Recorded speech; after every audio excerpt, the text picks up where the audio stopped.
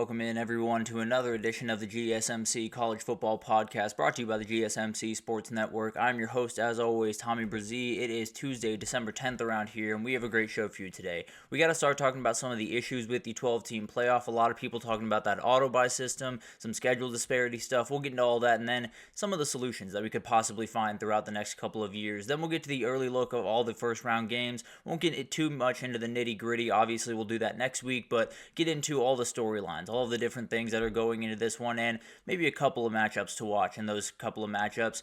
Then I'll give you my early CFP predictions. I don't want this to be the end-all be-all on this, but definitely wanted to give you at least my gut reaction to all of the games as we head into this thing, give you just all the way through who I think is going to win the national title, at least as of right this second. Then we'll get to the transfer portal, give you a couple of updates, a lot of new guys coming in. Malik Murphy, the newest addition coming out of Duke, going to be a very, very hot commodity on the transfer portal market. And then we'll get to ranking all of the CFP teams. I'll go 1 through 12. Nothing about seeding, nothing about path, just who I think is the best team in this thing all the way up to number 1. So a lot of things coming for you guys today, but before we do that, that'll be a little bit later in the show, but before we jump into everything, I do want to remind you all we get tons of questions and comments throughout the show, and the best way for you all to get your question on the screen, we can have fun back and forth here, is to use the super chat. At the bottom of the chat on the Sports Network page, click that $, add any question, comment you'd like, it'll pop up on the screen, and we can have fun back and forth here. Definitely want this to be as interactive as possible, so utilize that, and any questions you have about the playoff, more than happy to answer those as well.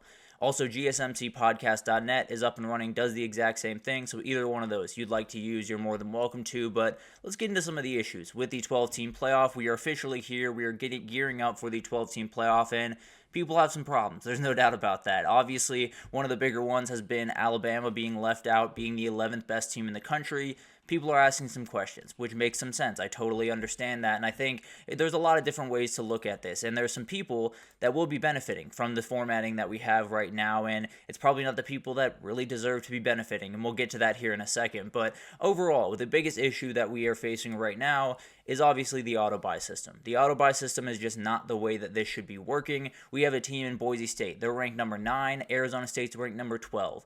They're getting the 3 and 4 seed in this tournament. That just shouldn't be the way that this works out. It's not to say that they don't deserve to be in. I'm more than happy with keeping the auto bid structure. I don't necessarily love it, if I'm being totally honest, but understand with a lot of the discrepancies between conference and all of that type of stuff, auto bids are relatively important to this type of dance. But auto buys, I just don't fully understand it. I got to be totally honest. It doesn't make sense to me. It's one of those things where I want to put as much emphasis on the conference championships as I possibly can, but also there's no world where Boise State is one of the 4 best teams in the country, where they deserve one of the 4 quote-unquote best spots in this tournament, and we'll get to that here in a second.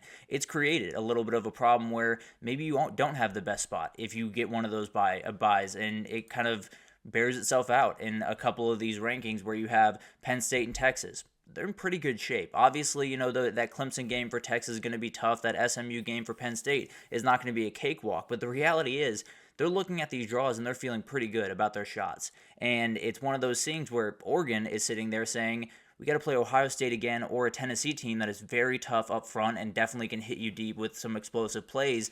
And they're just wondering why that happened. How did we get to a point where Oregon's path to the semifinal, even with one less game, I would argue, probably harder than Penn State's, if I'm being totally honest, with Penn State getting to play that home game against a team from Dallas and then get to playing a team that was in the group of 5 that will struggle with their size and strength. It's just one of those things that probably shouldn't be the way that this rolls out. So definitely something that we're going to have to figure out one way or the other. We're going to have to figure out, do we want to get rid of auto buys? If we didn't have auto buys, it would be Oregon 1, Georgia 2, Texas 3, Penn State 4. There would still be some issues with that, no doubt about that. Texas and Penn State obviously don't have those marquee wins throughout the year, but they also don't have the marquee losses. So that's kind of the argument you have to go back and forth on. But I will say, if we did have those 4 as the buys, it wouldn't be perfect. I do think it would be a whole lot better. I do think the matchups would make a whole lot more sense, where you would have number 5 Notre Dame playing number 12 Clemson, and the winner of that would go play Penn State. You would have number 6 Ohio State playing number 11 Arizona State. The winner of that would go play Texas. You would have number 7 Tennessee playing number 10 SMU. The winner of that would go play Georgia, and then Indiana Boise State would face off for a chance to play Oregon. That makes the most sense to me. You have Indiana Boise State, 2 very good teams. Whoever won that, it's a pretty favorable matchup for Oregon. Same thing with Tennessee SMU. We saw Georgia beat Tennessee. SMU is a team that Georgia should, quote unquote, be able to handle. And then you have Ohio State, you have Notre Dame that could be able to challenge those two teams that maybe don't, quote unquote, deserve a bye, but would be in that bye position. So I just think it makes more sense. Getting rid of the bye structure, you can keep the auto bids all you want. I don't necessarily love it, but I understand some of the pitfalls if you get rid of it. So I understand that. I just don't think the auto buy system is the way you want to go about this. And then the other thing that's been brought up a lot is schedule disparities, and it does apply to those two teams that I just talked about in Texas and Penn State. Texas kind of mainly among them because of the conference they're in, how tough a lot of the other schedules in that conference were, but we have Texas, Indiana, SMU. None of them have ranked win this year, and they're firmly in the field. And I'm not saying they shouldn't be in the field, they definitely should be, but there is kind of an argument there. There is a little bit of a fight there that has been going on, and there's definitely one of those things. Yeah, Anthony, that's what I'm saying. I just genuinely don't think that Boise State, being ranked the number 9 team in the country, deserves a 3 seed in this thing, deserves an auto buy in this thing, because I just think it's not the right way to go about business. So I firmly agree with that. I think Boise State deserves to be in. Don't necessarily think they deserve a bye. So that's one of the things I would get rid of. And then schedule disparities is going to be a hard thing to fix, right? It's going to be a hard thing at least to totally fix, because the reality is with the transfer portal, with NIL, with all this different stuff, teams change very quickly. We saw it with Indiana this year. We saw it with Florida State in the wrong direction this year, where a team like Georgia Tech, they got a top 10 win in week 0 against Florida State. That's not a top 10 win. I think we all understand that. Texas got a top 10 win against Michigan. That's not a top 10 win, and that's something that's kind of developed throughout this year. So this is not going to be a perfect science, fixing schedule disparities, because there's a lot of issues, and it's going to be really hard to get a beat on who's going to be good year in and year out. But the gap between a Georgia schedule and a Texas schedule this year is just too wide. You have to find a way to Oh, absolutely. I agree with Arizona State as well. I think it's one of those things where I don't know if Texas deserves to be number 3. I don't know if Penn State deserves to be number 4. I can say very confidently that Boise State and Arizona State don't deserve to be 3 and 4. So that's kind of where I'm coming from with this. But overall, I think you look at this and it's not going to be a perfect science. It's going to be very hard to figure out these schedules, but you have to. One way or the other, we have to find a way to figure out a way to fix this, figure out a way to make it a little bit more equitable across these conferences, and then we'll be able to walk out of it saying Texas and Georgia are the 2 best teams in that conference, Tennessee's the 3rd best team, and we roll in. We can't say that quite as confidently about a couple of those teams because they didn't play all of everyone else. So a lot of different things going into this, and I think there's definitely a lot of arguments here. There's an argument to be made that SMU should have been over Arizona State. There's an argument to be made, frankly, that Clemson should have jumped all the way up and been over SMU. So I think it's a battle between, you got to measure so many different variables as you get into this thing, and so many different things have to go into it. So I understand that it's not going to be perfect. It's never going to be perfect. But I do think fixing that auto buy system would just make it all a little bit cleaner. Maybe the seeding wouldn't be absolutely perfect, but you absolutely would have matchups that just make sense in terms of the way that they go about business. And you would have the best teams in the country getting rewarded that way. Whether or not you think those are the 4 best teams, at least they would be in a position where they've taken care of business. They deserve those top 4 seeds, and the teams that win a Mountain West championship, to me, just don't. And no disrespect to Boise State, just the way that I see it right now. But we've talked about all of the issues with this. We talked about all the problems. Who's benefiting the most from these problems? And Penn State might be main among them. They probably have the easiest path to the semifinal of just about anyone, definitely anyone that's playing in the first round, where they have to play SMU at home and then they get Boise State. They will be double-digit favorites in both those games. Although the SMU game, I believe, is at 9 right now. So maybe they won't be double-digit favorites by the time they jump around. But I do think it's one of those equations where it's not going to be perfect. This is going to be one of those things that, especially in this format like we just talked about, there's going to be some people that get some nice rides. There's going to be some people that get some nice rides to the semifinal, and frankly, I think Penn State would likely get there anyway. But I do think there is an argument to be made that a Penn State team that lost to the 2 best teams on their schedule probably shouldn't be sitting there feeling really good about their chances to get to a semifinal. They should probably be feeling okay about their chances to get there, and then they face a really good team right before they have to. And then, obviously, Texas. They're in a position where they get an inconsistent Clemson team, and then they get Arizona State. Obviously, that Arizona State team is very, very good. They're running at an incredibly high clip, and that'll be a really interesting game to watch. So not necessarily counting out either of those teams. I think Clemson could give them a run for their money as well. But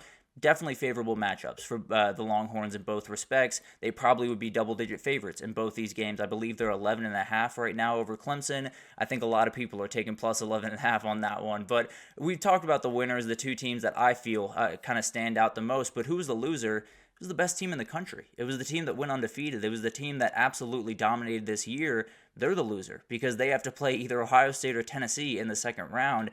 And it's going to be one of those really, really hard fights. It's going to be an absolute battle, and definitely one of those things where they're sitting there thinking, we did everything we possibly could have. We're the number one seed, and now we probably play maybe even the hardest second-round matchup of anyone in this entire tournament. So a lot of questions around this. Obviously, the issues have to be handled. How can they be fixed is the biggest thing is get rid of auto buys. It just shouldn't be a part of the format. I have all the respect in the world for Arizona State, for Boise State. I want them in the dance.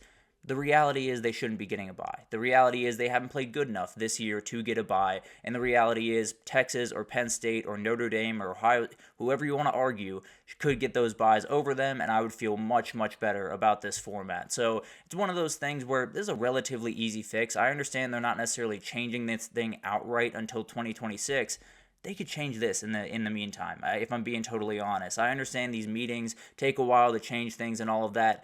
This feels like a pretty easy fix, and it probably would help out your overall TV product if I had to imagine, because you probably won't have some of the possible blowout games that you would have in the second round between a Texas-Arizona State, between a Penn State-Boise State. I won't put Texas-Arizona State in there because I have a ton of respect for the Sun Devils, but overall, just not the way that it probably should be rolling around if you are going to keep auto buys. If that's the way that you're going to go about business, just reseed the thing. Every single time that you play a round, just reseed it. So if Clemson were to beat Texas, that's who Oregon would get in the second round, no matter what. If SMU were to beat Penn State, like Anthony says right here, and I think that's becoming a relatively popular pick as we get closer to that game, but overall, if Oregon or if Clemson were to beat Texas, that's who Oregon would get. If SMU were to beat Penn State and Clemson were to beat Texas, SMU would play Georgia, Clemson would play Oregon. So you're in a position where you can keep the auto-buy system the way you want it right now.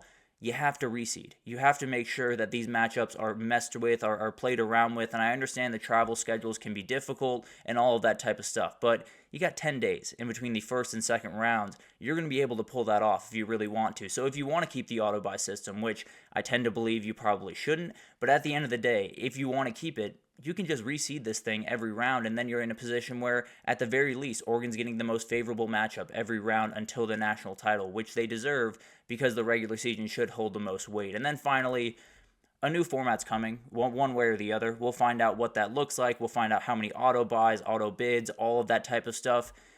We'll find out if the SEC and the Big Ten just outright break off and do their own thing. But it's one of those things that, a play-in game. That's something I hadn't thought about. That's definitely a very interesting thought, and I think it's one of those things where you could add a play-in game, and then the 13th team would be mad, and then the 14th team and the 15th team. So it's one of those battles where you're never going to please everyone. It's always going to be one of those things where someone at the end of the year is going to be sitting here like Alabama fans are right now saying, why do we schedule hard games? Or on the flip side, it could have been SMU saying, why do we even go to the conference championship? Why didn't we just sit at home? So there's no perfect structure. I fully understand that. There's no structure that's going to make everyone join hands and sing Kumbaya, but there is a better structure out there, and I do think it can be changed before next year. I understand they're not doing a full-fledged change until 2026, but I do think there's a couple of little tweaks. Getting rid of the auto-buy system, possibly reseeding if you're not going to get rid of that, is all things that are very doable in 1 year. We'll see if they do it. I would be a little bit surprised if they were willing to, but